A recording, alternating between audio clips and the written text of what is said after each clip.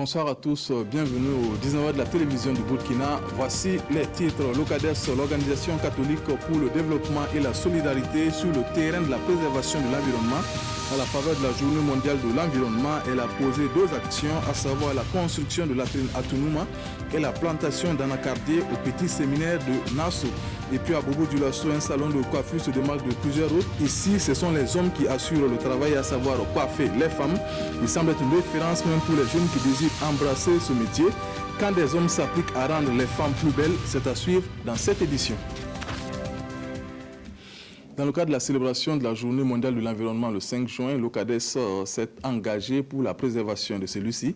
L'Organisation catholique pour le développement et la solidarité a ainsi mené deux actions dans ce sens. La première, la construction de latrines, et la seconde, la plantation d'anacardiers au petit séminaire de Nassau. Reportage Petit Bienaon et Ismaël Satunin Paris.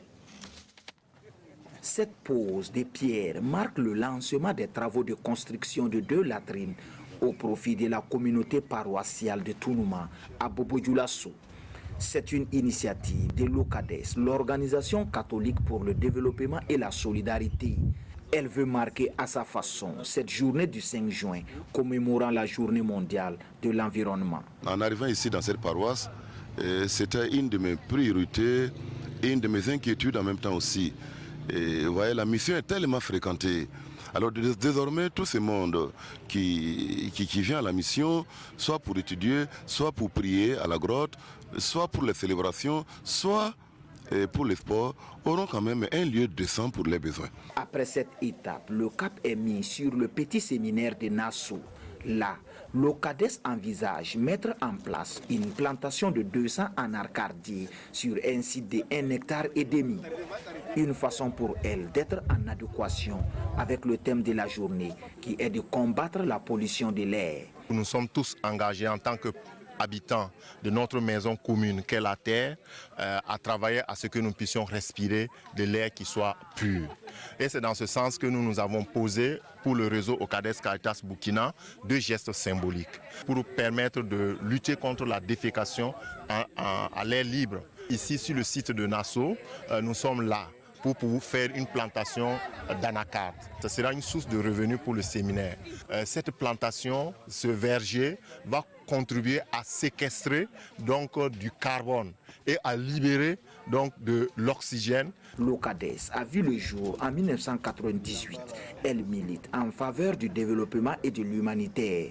Elle assure continuer dans sa lancée pour la protection de l'environnement.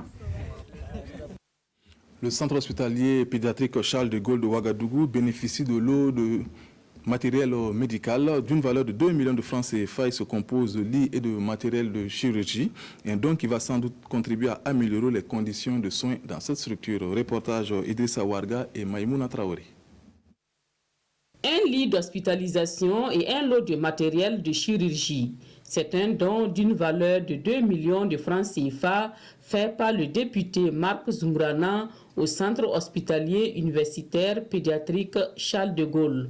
Un don qui va contribuer à améliorer la qualité des offres sanitaires. Il y a une mission d'information de l'Assemblée nationale qui a effectué une sortie au niveau de cet hôpital-là et qui a fait ressortir quand même pas mal de goulot d'étranglement et de difficultés majeures.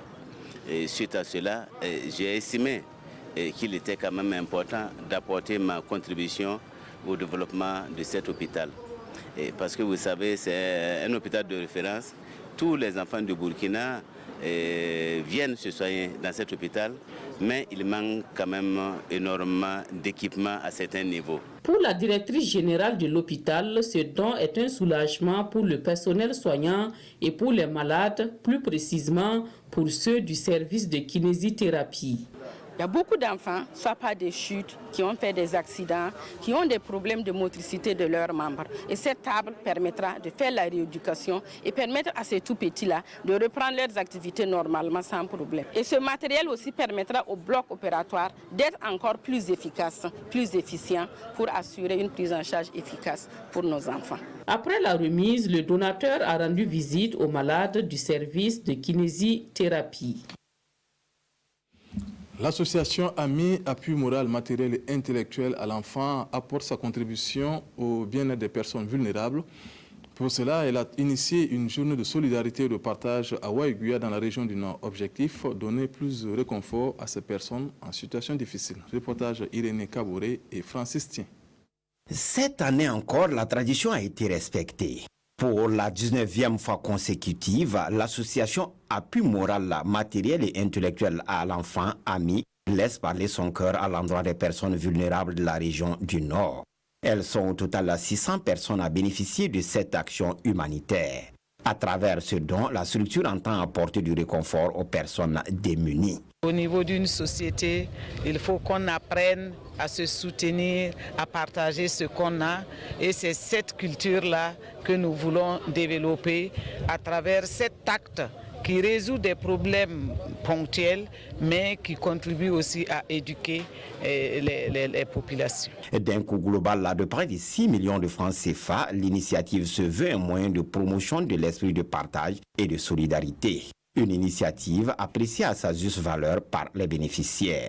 C'est une grâce pour nous et c'est une grande joie pour les personnes handicapées d'avoir ce don. Car en tout lieu, en tout temps, Madame Belou ne cesse pas de nous offrir ce pain quotidien. Un moment de fraternité et de partage, salué également par la première responsable de la province du Yatenga. Des actions de ce genre sont un ciment qui vient encore renforcer la solidarité entre les populations. Et donc, à ce titre-là, je voudrais que vraiment toutes les bonnes volontés suivent cet exemple. L'association AMI a été portée sur le fonds baptismaux en août 1992. Elle œuvre à la santé et au bien-être des populations depuis bientôt 27 ans. Des hommes experts en coiffure d'âme, il en existe très peu, mais un salon de coiffure à Bobo-Dioulasso se démarque dans ce domaine. Sa clientèle se compose de curieuses venues tenter l'expérience entre les mains d'un homme. Il semble être une référence même pour les jeunes qui désirent embrasser ce métier. Zoom sur ces hommes qui rendent les femmes belles avec Hassan Gourabou et Mireille Carole Tougma. La finesse de ses tresses témoigne de la maîtrise de l'art qu'il pratique. La coiffure d'âme, une activité généralement menée par des femmes. Mais cette fois-ci, nous avons affaire à des hommes. Dans ce salon en plein air, dans un quartier populaire de la ville de Bobo-Dioulasso, ils sont une dizaine à coiffer et le boss, c'est lui. Je suis venu rendre visite à ma maman au Burkina. L'un de ses frères faisait la coiffure et c'est avec lui que j'ai appris à coiffer. Tout est parti de là. Ce Burkinabé d'origine ghanéenne, installé à Bobo-Dioulasso depuis une trentaine d'années, a su inculquer à ses jeunes bobolais l'amour de la coiffure. Sa cour devient une référence pour apprendre. Oui, j'ai tout apprécié. J'ai commencé à laver des pains, comme bon, j'étais à l'école avant. Les vacances aussi, je viens ici pour voir les jeunes ici. Bon, ça m'encourage de faire quelque chose comme eux aussi. J'ai commencé ça depuis, ça vaut 6 ans comme ça que je suis chez Kwame. Donc, j'étais un danseur.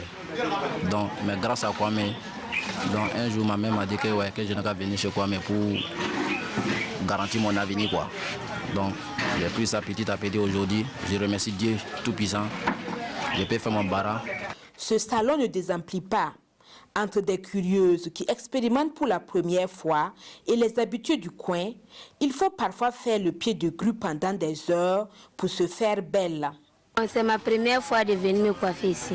J'ai entendu parler de son nom, Kwame, je ne le connaissais pas. J'ai entendu que c'est un homme, je ne le connaissais pas. Donc, avec la curiosité, je suis venue pour voir, le rencontrer et puis faire ma tête. J'ai l'habitude de me coiffer ici. Si tu te coiffes ici, si tu sors là, c'est très joli. Les gens même te demandent là où tu as fait ça. Voilà pourquoi je suis ici. La coiffure d'âme n'est donc pas l'apanage des femmes.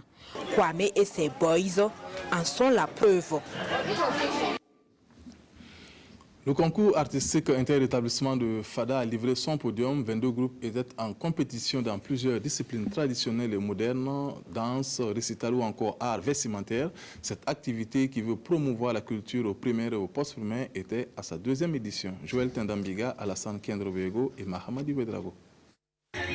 22 troupes issues des établissements primaires et secondaires de la ville de Fadangourma démontrent leur talent artistique.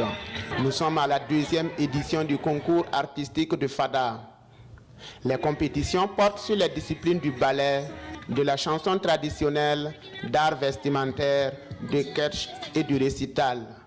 Au terme des prestations, la troupe de l'école A du secteur 2 est sacrée meilleure dans la catégorie ballet.